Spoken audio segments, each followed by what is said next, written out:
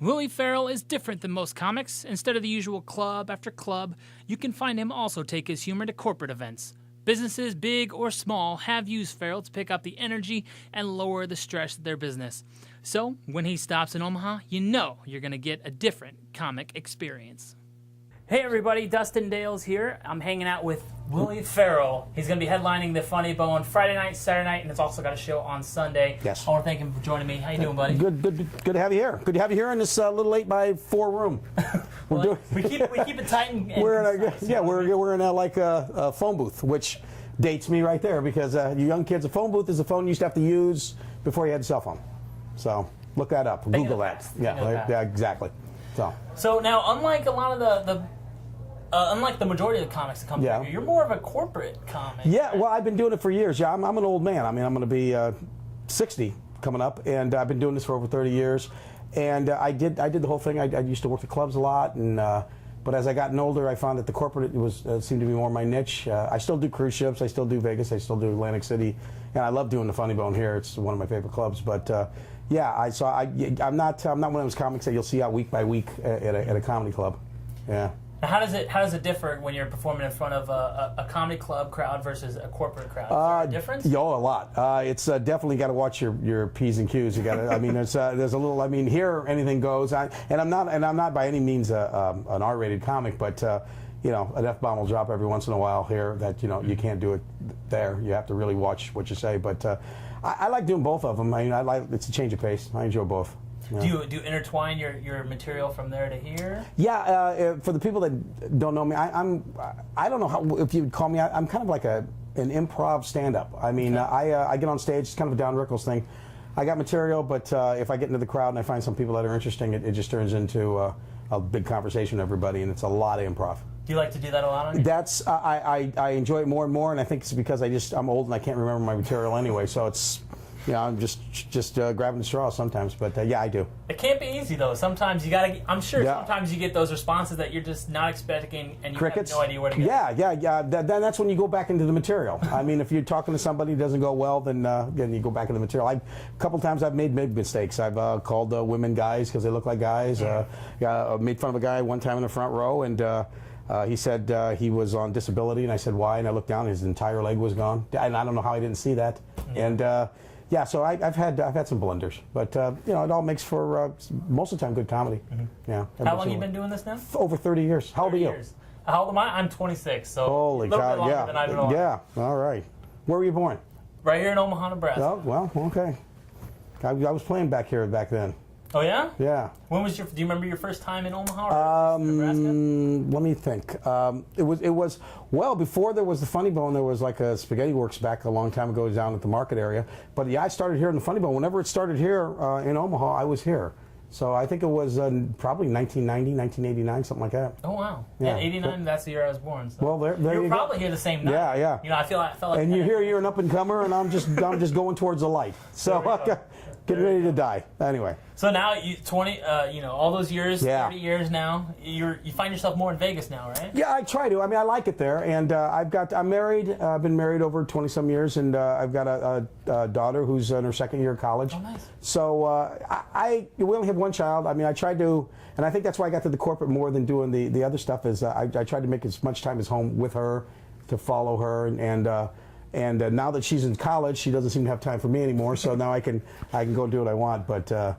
I've been very fortunate, and I've been able to pick and choose where I wanted to go and what I wanted to do, and I got a great marriage and I got a great kid, so I can't complain. Where's she go to school at? She's at Grandview University in Des Moines. She last year she was second team All-American in softball. She's a pitcher. She's a pretty good little pitcher. Had a chance to go to Creighton. I wish she would have, but didn't work out. But Creighton's a good school. Yes, it is. So I wish she was there, but she's doing well where she's at. Very happy, very proud of her. Now you live in Des Moines? Yes, yeah, south side of Des Moines, where all the Italians live, because they won't let us live anywhere else unless you got a green card. Now I understand coming up as a comic, the Italian kind of played into it a little bit. Oh yeah, now are you Italian? I'm not Italian. I'm Scottish. Oh, okay, well, I got. If I see you in a kilt, maybe. But I'm drinking scotch too, so we can get along. But there you go. Yeah, I grew up, and they always say the right comedy from where it comes from, and my father was actually. Kind of a sinister kind of guy. He grew up in Chicago, worked for Al Capone, and was kind of a gangster. And And it's funny, one of the jokes I wrote was, people say you're Italian, say something in Italian. I said, get in the trunk. And then I got a whole bit on that. And a lot of stuff about being Italian. And yeah, it's a fun act, I think. I mean, if you come out and see it, you'll have a good time. Now, there's a new movie coming out with Johnny Depp. Whitey Bulger. Yeah, now he was an Irish mob guy, but Italians, we respect him. He's a pretty badass dude. I mean, he's still alive. I mean, and he did some pretty evil stuff, and he was on the lam for quite a few years. Yeah.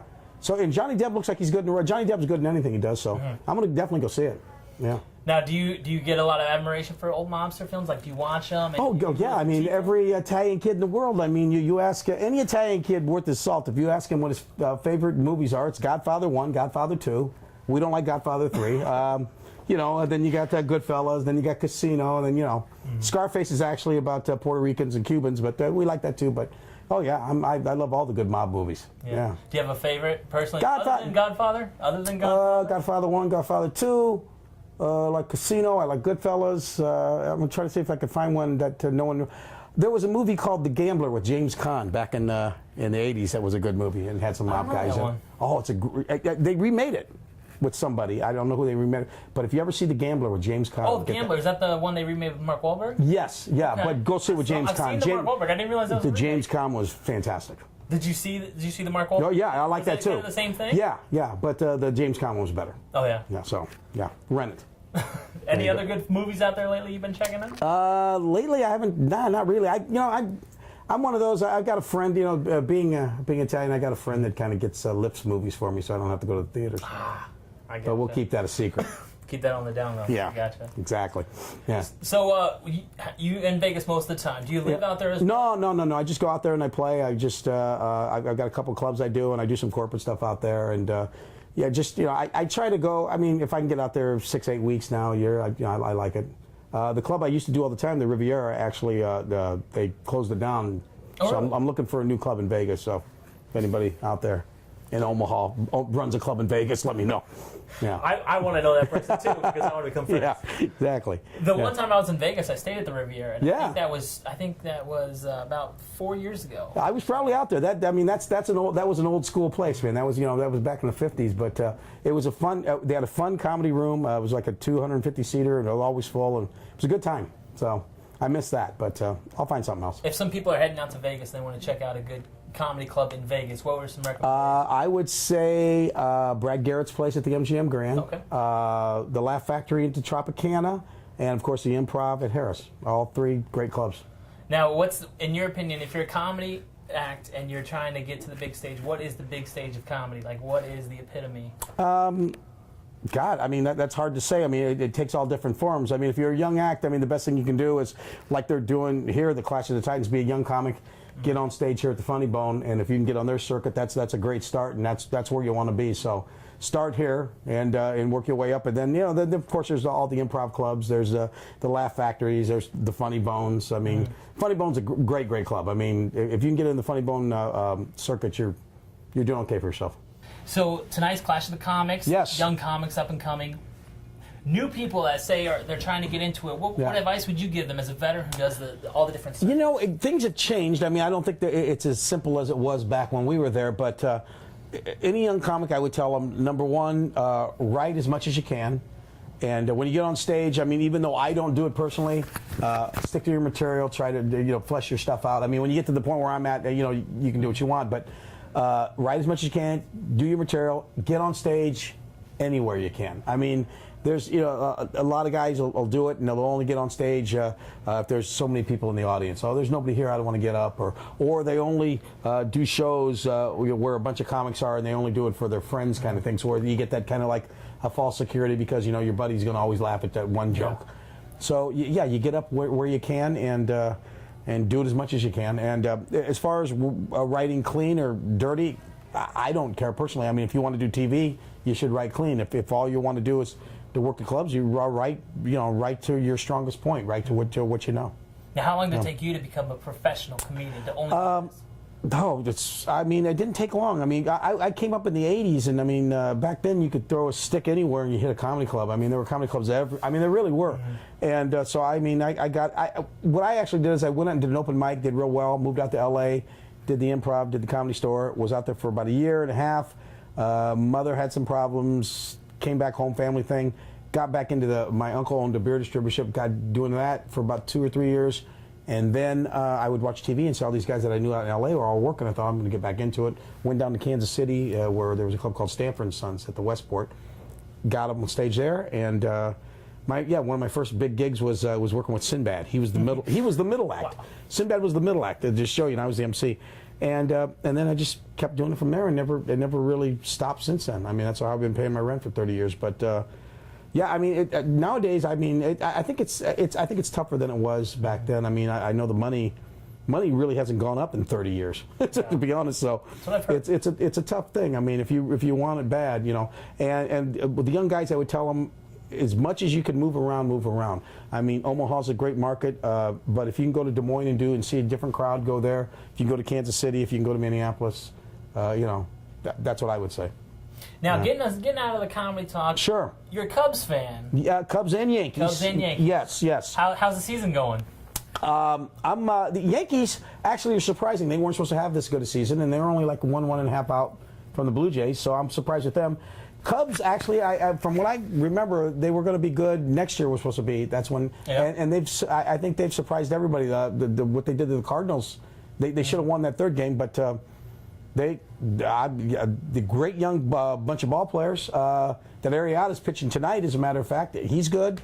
And I feel bad because the Reds were supposed to have a good year this year, weren't they? I mean, what's supposed to be a good year for you? Usually the beginning of the year is fantastic. Yeah. First half up until All-Star break, and then kind of downhill. But this year it's not really been a high. Look at this. The top 4 teams in the major leagues, the top 4 records are it's the Cardinals, it's the Royals, which is kind of cool, just Missouri alone, and then it's the Pirates and the Cubs. Only problem is 3 of those teams are in one division. Yeah. So, I mean, the Cubs, it looks as if they're going to get a wild card and they're going to play one game, and hopefully they'll be hot for that one game, and you know they can move on. But that's always burned me the worst. I love baseball. Sports is how you can have one division that's so strong they have almost a perfect record and they still don't make the playoffs. Just like the football last year with the Saints. Yeah, exactly. Yeah. Now, are you a big football fan too? I am. I'm a Packers fan. See, now I'm a Bears fan, which sucks because the Bears are going to be so bad. So bad. If it makes you feel any better, I did pick up Forte for my fantasy league. Oh, well, okay. Well, good. So, I mean, granted, I would have picked Rodgers, but he was gone right before me. Yeah. But, Packers, I mean, a lot of people got them going all the way. So. Yeah, it's surprising. Yeah. Jordy Nelson, you got that Rodgers-Nelson combo. Yeah. And Jordy, is he out for the whole year? He's out for the whole year as of right now. That's too bad. He's even making appearances like, I don't know why anybody would pick me. I'm going to be gone. Yeah, he's amazing. Amazing player. White guy can run, boy. So. Yeah, he can. Yeah. And I got a signed autograph picture from him that my fiance gave me, so I'm hoping that he gets back into it and gets his group back so that thing stays. Fiance, so you're getting married? I am next year. What's the date? You said the date? June 11th of next year. Oh, boy, you really did. You actually signed your death certificate. I did. Good I signed it at the bottom line and said, I had a good run. Now, how old are you? I'm 26. Okay, well, yeah, you're all right. Yeah, you're ready. You're ready. How old were you when you got married? First time. First time 29. That lasted 2.5 years. Or I like to say with the wind chill factor, 15.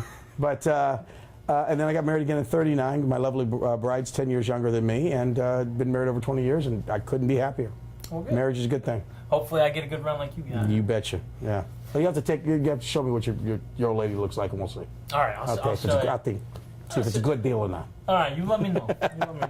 Okay. Well, like I said, he's going to be in town all weekend long. Friday night, Saturday night, and he's even got a show on Sunday. So make sure you come out to the Comedy Club. Willie Farrell, and if you got a corporate event coming up, I'm your guy. He knows what he's doing. I know what I'm doing. He knows what he's doing. Thank you guys very much. Check it out.